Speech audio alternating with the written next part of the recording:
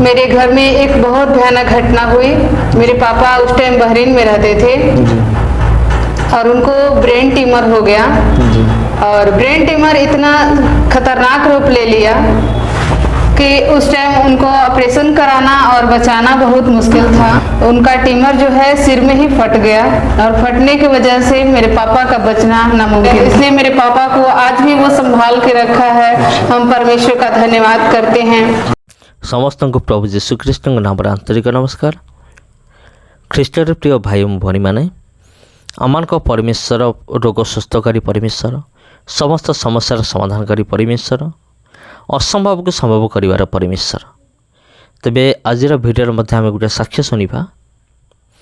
जन व्यक्ति को ब्रेन ट्यूमर होता, ब्रेन रे ट्यूमर होता आ जोटा कि बहुत बड़ सांघातिक विषय अटे। किंतु से व्यक्ति जितेबाला प्रभु जीशु ख्रीष्ट ठारे विश्वास कले, जितेबाला प्रभु जीशुंकर शक्ति को विश्वास कले आ प्रभु जीशु तांको ब्रेन ट्यूमर रु तांको रक्षा कले अद्भुत भाव।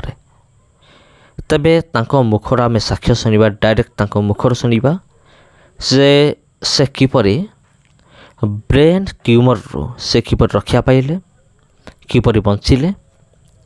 चलतु प्रिय बंधुगण, ख्रीष्टर प्रिय भाई भनी मैंने आम डायरेक्ट तांको मुहर आम मैंने शुणा।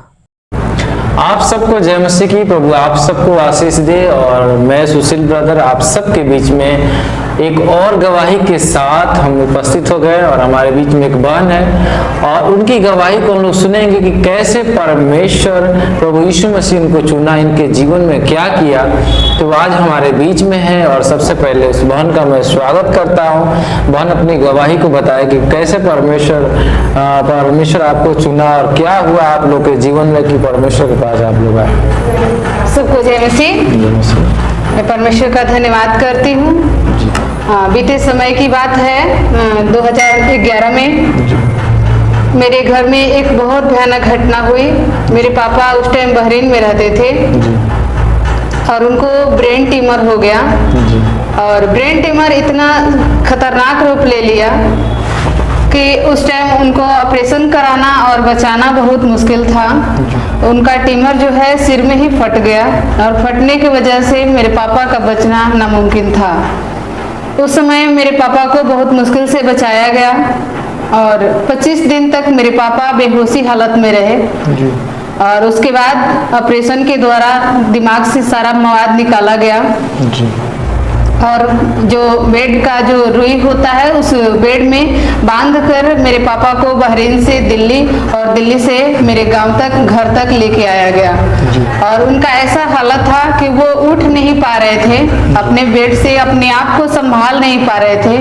उनको लेके आने के लिए वहाँ से वो लोग एक स्टाफ भी दिया, अपना एक लेडीज स्टाफ वहाँ से आई और वो दिल्ली तक उन्हें छोड़ी और मेरे हस्बैंड वहाँ से लेके मेरे घर तक आए। ऐसे सिचुएशन को हम लोगों ने देखा, लेकिन हम लोग उस टाइम पूजा पाठ करते थे। हमारे घर में पुराने रीति रिवाज के अनुसार जो काम होता था वो किया गया, लेकिन उस टाइम मेरे पापा के जीवन में कोई बदलाव नहीं आया, उनकी स्थिति में कोई बदलाव नहीं आया। तब हम लोगों को एक बगल के भाभी हैं, उन्होंने प्रभु यीशु मसीह के बारे में बताया और हम लोग उस टाइम विश्वास किए और विश्वास करके यही मांगे कि अगर परमेश्वर सचमुच तू जीवित है तो हमारे जीवन में, हमारे परिवार में हमारे पापा को उठाकर खड़ा करेगा। क्या मतलब क्या बताइए आपकी भाभी की, मतलब उसके ऊपर आप विश्वास किए? वो ये बताए कि प्रभु यीशु मसीह पर विश्वास कीजिए और प्रभु यीशु मसीह मरे हुए लोगों को जीवित करते हैं। आपके पापा तो फिलहाल सांस चल रही है, बाकी कोई भी अंग काम नहीं कर रहा था। परमेश्वर का धन्यवाद है। और उस समय में हम लोगों ने जब विश्वास किया तो रोज प्रतिदिन जो व्यक्ति उठकर सोए उनको चम्मच से पानी दिला रहा था, वो पानी भी अंदर नहीं जा रहा था। उस व्यक्ति को रोज दिन प्रतिदिन प्रार्थना के द्वारा जो कुछ दिलाने लगा, उनके पूरे बॉडी में प्रार्थना करके तेल लगाया जा रहा था। परमेश्वर धीरे धीरे उनके जीवन में सुधार किया और परमेश्वर का दया है कि 15 दिन के अंदर मेरे पापा ने अपने हाथ से मंगवाकर रोटी और चिकन बना कर दिलाया और परमेश्वर की दया है, उन्होंने पहली बार अपने मुंह में वो रोटी और चिकन खाया हमारे घर में।